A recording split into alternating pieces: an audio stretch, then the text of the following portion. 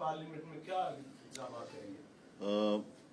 मैं आपको ये बात आज बड़ी वजाहत के साथ कह देना चाहता हूँ कि जमीयत उलमाए इस्लाम ने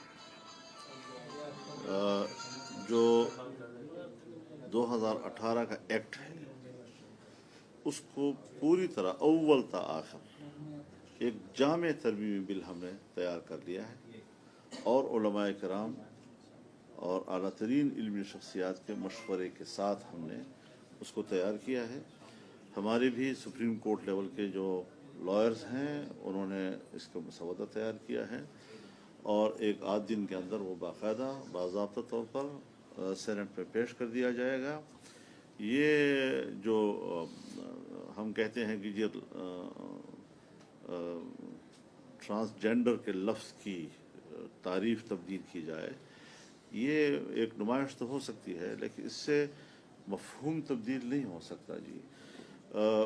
ट्रांसजेंडर कभी भी किसी भी अंग्रेज़ी लुग़त में ख्वाजा सरा को नहीं कहा जाता।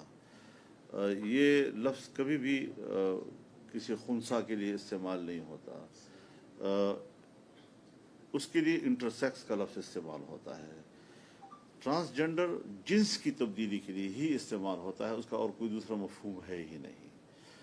तो एक बात वाज़ेह रहे कि कुछ चीज़ें तो ऐसी हैं जो तिब्बी लिहाज से देखी जा सकती हैं कि जिस पर डॉक्टरों का बोर्ड बिठाया जाए कि क्या वाकई एक ऐसा इंसान पैदा हुआ कि जिसकी मर्दानगी हो या निस्वानियत हो वो माँ के पेट में मुकम्मल नहीं हुई और बाद वलादत उसकी तकमील हुई है और उसका उसको एहसास हो रहा है, तो उस पर तो डॉक्टर्स ही कोई राय दे सकते हैं कि उसमें उसको हेल्प करना चाहिए या नहीं करना चाहिए। ये हमारा मौजू नहीं है।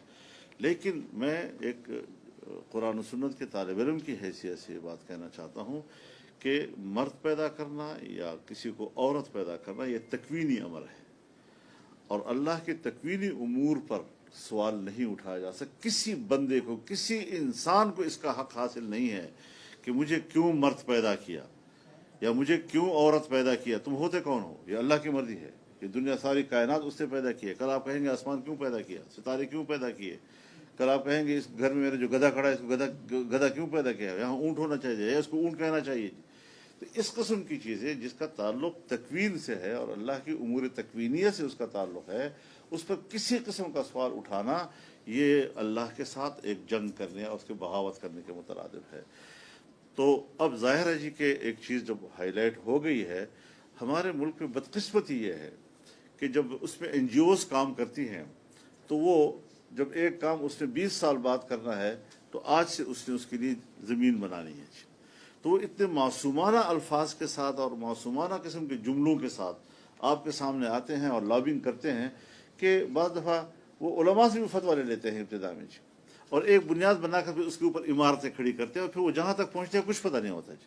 खुद उन हजरात को भी पता नहीं होता कि जिन्होंने उस इब्तिदाई मरहले में उनकी खूबसूरत बातों में आकर उसको तायद कर दी हो।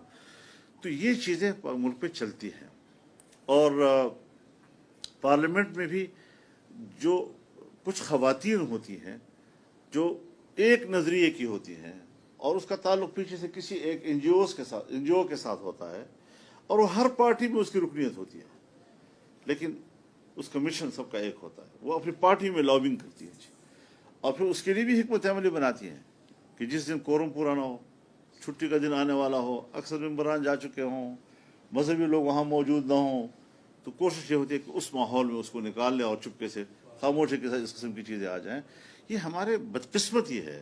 हाँ कि आवाम का नुमाइंदा इदारा होता है, उसमें जो चीज़ भी हो खुलकर लाई जाए। और मुझे इल्म है कि बाज़ चीज़ें मेरी मौजूदगी में जिस तरीके से यहाँ असम्बली में लॉन्च करने की कोशिश की गई और जिस तरह हमें चपटी किस्म की बातों से वरगलाने की कोशिश की गई, लेकिन हम डट गए उनके सामने और हमने वापस कराए हैं।